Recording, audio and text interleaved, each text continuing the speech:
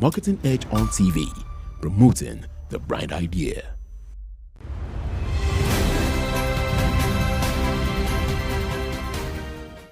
On Industry Conversation today, we have the Chief Executive Officer, Red Media Africa, Ayodeji Razaq. Welcome. Glad to have you. Good to be here. Excited to be here too. What's your assessment of the current growth rates of the market size of the PR industry in Nigeria? Well, it's been rather interesting. I mean, the market is currently $150 million, and to be very honest, most experts and industry watchers will tell you that for PR and PR agencies, it seems that the market is shrinking. And there are mitigating factors for that, but it is something to expect. I mean, we're moving to a kind of new world era in terms of how we communicate and how stories are being told. So, of course, we should expect that there will be changes in how we see and read the numbers. What role do you think technology plays in accelerating the growth in this industry?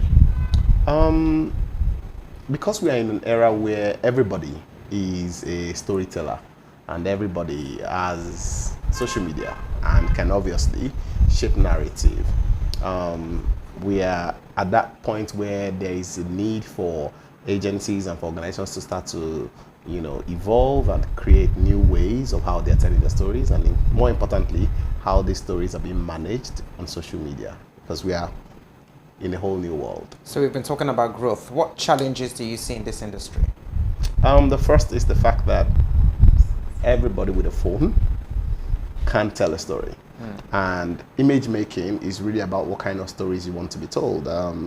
Just coming in here today, I was on social media and I saw a little bit of a battle between Mercedes, BMW, BYD, that's the EV giants, and I think there's one of Audi. And it's really interesting that all of this played out on social media. Brands are communicating differently. Brands are becoming more human in how they communicate. And because the brands are more humanized in how they're telling their stories, it means that the barrier for entry is a lot lower. Before, you could stand back and speak authoritatively as a brand. Now you have to speak in a way that the audience understands. You have to communicate in a language that the audience, so we're not just dealing with the fact that the communication channels have changed, and more importantly, they have become more democratized, if we must use that word. And we're dealing in a situation whereby we don't necessarily just have new communication channels, we now also have new audiences. So we're dealing with an audience who do not want to be sold to, who do not want to be told how to steal. And so a lot of the brands right now have to not just become human, they have to become young. There's a need to speak to a younger age. In Nigeria right now, the youth population makes up over 60% of the population. And what that means is that if you're a brand that's over 50, 60 years old, typically your legacy conversations can no longer work, because the audiences that you're speaking to, they grew up on you, they grew up using your brands, but they become, they're a lot more independent in how they want to be told what to buy, what to drink, and how to consume. And what that means is that as a brand, you have to create new ways of reaching them. It's an exciting new world, and I'm excited to be a part of this journey. There's this new trend of poaching professionals now. What are your thoughts about this? So we live in an industry where, like I said, it's no longer as it used to be. Everybody is a marketer. You would go on social media, everybody's a content creator. Content creation is the core of what we do as storytelling. Everybody's content is an influencer. So if I'm trying to sell a product, if the entire audience you're reaching out to speaks content is an influencer, what then that means everybody's an expert. So the actual experts that we have within the industry, people who actually gone to school, understand marketing and communications and journalism, a lot of them are seeing new ways to create and earn. What then that means that we have even lesser professionals within the space, and then the few that we have are poached by other agencies, and it's now an agency war where we're almost in a talent battle. And it's not just limited to Nigeria, it's a global problem. However, what we do see is that it then means that there's a skill gap, and then what it means is that the rest of us who are in the space have to do a lot more work to bring younger people onto the market and bring young people into the industry. It's challenging. Would I rather not lose people? Absolutely. But it is what it is. I would rather not. I mean, just last week we lost a fantastic hand in here, and every other month I'm hearing somebody has left. And so they're not just living into agencies now; they're even crossing out of the market and creating a whole new market. Because, like I said, we have whole new audiences, and everybody's creating whole new ways of communicating. It's harder, but this is what it is. It is what it is. So, does this have any impact on the industry as a whole? Of course, absolutely. What it then means that we need more trainings, we need more support from all kinds of stakeholders. And I'm not just meaning trainings. We do a lot of trainings as an organization. I mean, at Red, one thing that one is driven us is that we always train young people. We are the hub for young people who want to learn. I think I receive more requests for internships than I receive mails from my clients. I think I get almost 50 mails daily from schools, from people who want to join the industry. It means that there's room for a lot more trainings. A lot of credit must go to organizations like the NIPR, who are doing regular master classes and trying to do trainings to bring young people into the industry. We also need a lot of people who have gone before to come back and actually pay some, pay back, not just pay forward now, but pay back, because we need more people to train and lend their voice to getting people into the industry. But do we have a lot of people who really want to stay in the industry? So what I see, and this is the trend that we've seen over the past couple of years, people come in, take the learnings, and then realize that, I can go out there and be an influencer and content creator. So they take all of the small learnings and they move. I was sitting in a meeting the other day with Stephanie Busari, and she was mentioning how journalists are no longer as passionate. I mean, there's a lot of misinformation in the industry. There's fake news. The barrier for entry for knowledge and for sharing information is so low that I can go on social media now, just tweet something, and it becomes news. Where people are no longer paying attention to facts and truth. And that gap, what then that means is that even though we have actual journalists in the stories, the share of voice is lower.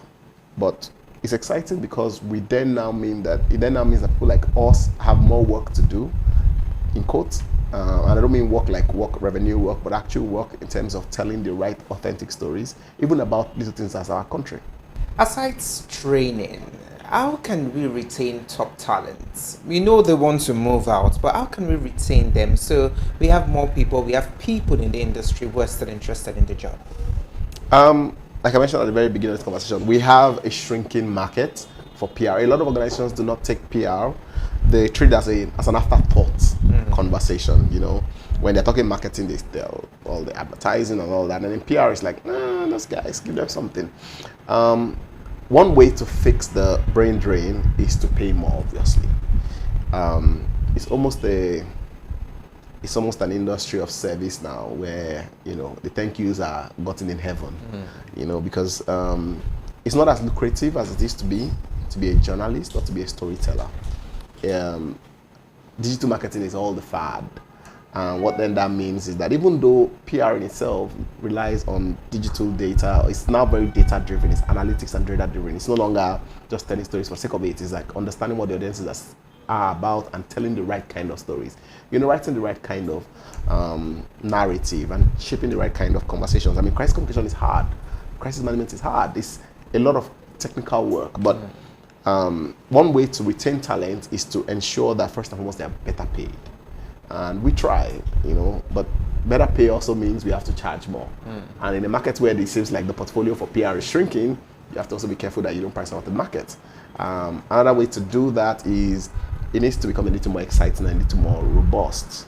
The work needs to not look like grind work. And we do that here at Red. A lot of our storytelling, a lot of our conversations allow our people the opportunity to actually be excited about the work. I say it every time, a lot of the young people that work with us, even though we are working on projects that might look mundane, we had a bit of fun to it, to make it a little bit exciting. If the industry is exciting, people stay. People stay at jobs that they love. And I think the final element is to ensure that the young people themselves get credit for the work. I think that's something that came very strongly when I started to engage my team. I realized that a lot of them, as an agency expert working on the agency side of communications, you almost never get credit for your work. You do a lot of amazing work and nobody, and validation is easier now. Growing up and in the early days before the advent of social media and exposure of social media, actually in Nigeria, you could get your validation down the line because people recognize you. But now you can get validation in 2 minutes. If you tell the right story on social media, if you get the right credit, you get instant validation. So we try to make sure that our people get as much validation for the incredible work that they do, because it allows them some level of self-appreciation for the work that they do, and then allow them to stay longer with us and within the industry. How has regulatory laws and reforms impacted the sector? I'm looking for a creative way to answer that question without stepping on people's foot. We do need better regulation. I'm going to say it. Like I said, there's a lot of fake news, and nobody seems to be thinking about it. It almost a sense of, we can't do anything about it. But I think that we can. If some platform or some organization puts out a story that is not true, I think the least that the regulatory bodies can do is actually provide some sort of stern deterrents. But what happens is that there are no deterrents. People say things that are very untrue or write stories that are half-baked. For example, someone says XYZ company did XYZ to them. The correct thing in basic journalism is that you get both sides of the story and put it out there. Not just get both sides of the story for your knowledge.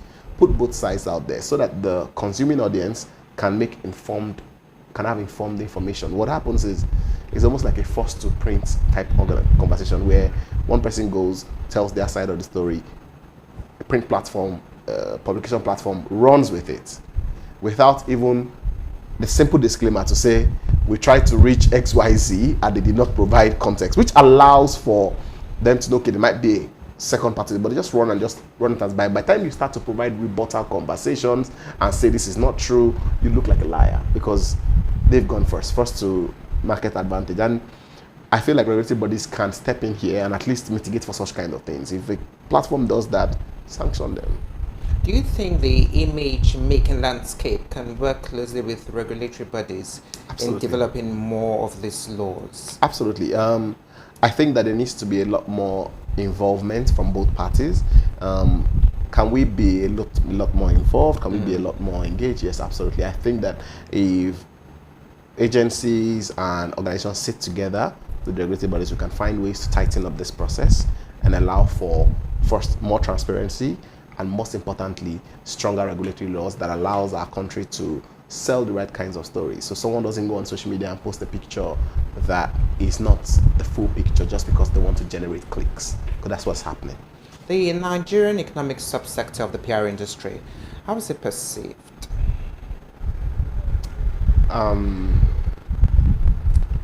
Honestly speaking, I think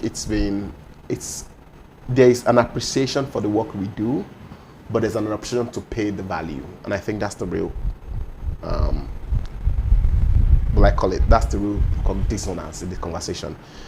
People actually appreciate the work we do. Organizations have PR agencies on retainer. It's because they value the work. The real question is, do they value it enough to pay top dollar? You know, nobody wants bad news. Nobody wants bad press. So everybody pays for quality press. But will they pay top value? They underprice because they would rather pay for, a lot of people treat PR as an afterthought mechanism. You must have it, but only as a deterrent. So in the case something goes wrong, when in reality we should be on front foot PR. Yeah. Great organizations know you step on the front foot and do it first. And I think that's where the dissonance is. If we can get to that level of front foot, conversations where we are at the forefront of this conversation before the press goes bad. As a matter of fact, not just press going bad, in shaping the actual quality image. So it's not driven by just the ads you put out, but also driven by how people perceive you. A number of brands are in that space, and I'm not going to mention any names, but a number of brands are in that space. And most of them, I think that if a lot more brands get there, we would have even a bigger narrative for the country as a whole. But we always wait until it is on the flip side of the coin. They're like, oh, let's go PR so that they can help us clean up the image, when we should be actually putting out our best foot every time. In serving value to clients, what should PR professionals have on their mind that this and this should be done in serving value to clients? One is this: always remember, you're a storyteller. As a PR professional, you're a storyteller first and foremost. And as a storyteller, it's what is most important, that you tell the most authentic story that paints your brand or your clients in the best light. I think a number of PR professionals understand that narrative and try to do that, which is, regardless of how this coin is falling, your job is to tell the right story. Most times, a lot of people want to tell the good story. There's nothing a good story and the right story. The right story is one who allows the consumers and the people who are listening to your voice connect with your truth. It doesn't necessarily have to be the good story. It just has to be the right story. And I hope I'm making sense. Yes, you are. But yeah, earlier we talked about the economy, making more money. So what if the right story isn't necessarily the story that sells? Every good storyteller knows this. If a story sells today, it doesn't mean it's going to help you stay in the market tomorrow. For example, we can sell a story of how Nigeria has recovered economically. We can have all our journalists in the country write, mandate, they must talk about it. Down the line, if the economy has not truly recovered, what happens? Goes back at, okay. So it is not the story that's important, it's telling the authentic story. Is Nigeria on an economic recovery path? Yes. Can we show evidence to that? Yes. Can we tell a story to show that? Yes. That is the right story. A good story is that Nigeria is great. It would get you traction, make you money for a short period. But you know how they say, if you want to go far, then you have to do it right. What inspired you to start a career in PR? I started my career in marketing as a whole.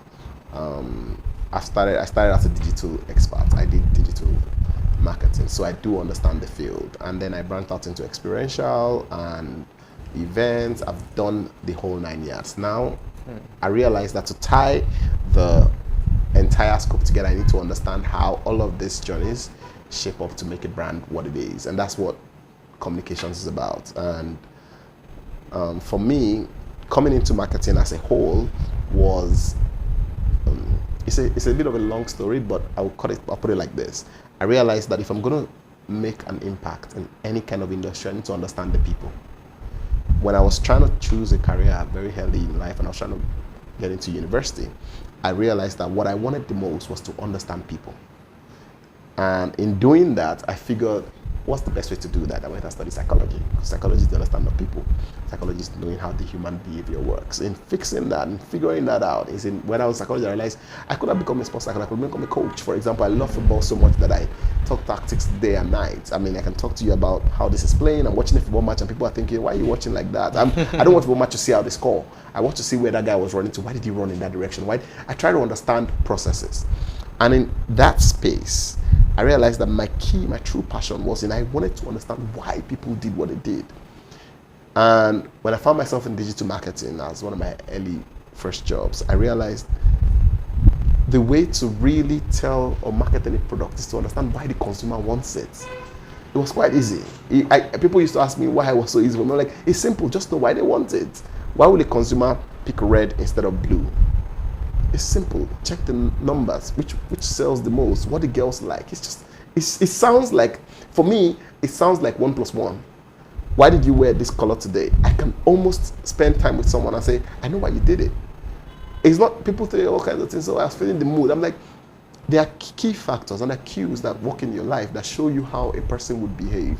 That was what brought me into marketing. And I'm like, okay, I can do more in this industry because it seems quite easy. People do things because there are precedents. And that journey brought me here. And I'm like, okay, how do we make sure that I can make people see why they are doing what they're doing? It was communication. So I signed up. So studying psychology, marketing, now PR,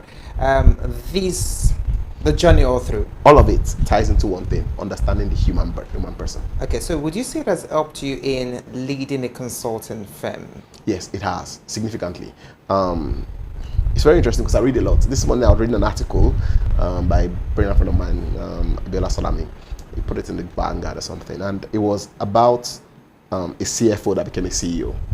And now it was about how do you transit from being person who is in the numbers. The CFO knows numbers. They are interested in how 2 plus 2 happen. How do you translate that energy to becoming a CEO? A CEO doesn't care for numbers. I mean, they do, but your core of your work is not only in the numbers, it's in the people.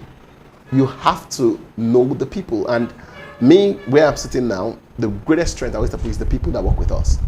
And the reason is simple. If I cannot connect with the cleaner, if the cleaner does not trust me implicitly, trust my decision, and trust why I say, don't show up at this time, clean at this time, shut down. If she doesn't trust that decision-making process, we would all fail. So my job is to convince everybody that I understand what they need to do best. And to do that, I need to understand why they show up the way they are. So imagine working with, I have a team of close to 60 people. Imagine working with this group and saying, I know why you have to do it this way. People ask, for the longest time, most companies are going into work from home. They started work from home in COVID. When we started our business, we've had work from home. It's always been in the system. Because we understand that the human being always just feels a little better. Just give them a little more and they will give you a lot more. So it's that 1%. We look for the 1% opportunity and we sit with our team and say, how best can we find the 1% space? How best can we do more? How best can we give you 1% more back so they can give us a little more? Because the difference between ordinary and extraordinary is 5 letters extra. I like that. Marketing Edge on TV, promoting the bright idea. That's all we can take. Join us again next week for the concluding part of the conversation with Ayodeji Razaq. I am Bababumi Agbibi.